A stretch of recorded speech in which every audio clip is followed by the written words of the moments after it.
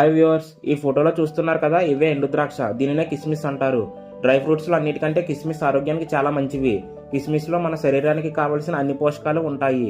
చూడడానికి చిన్నగా ఉన్నా అందులోని పోషకాలు శరీరానికి చాలా శక్తిని అందిస్తాయి. అయితే డైలీ కిస్మిస్ తినడం వల్ల మన శరీరానికి కలిగే ప్రయోజనాల గురించి ఈ వీడియోలో తెలుసుకుందాం.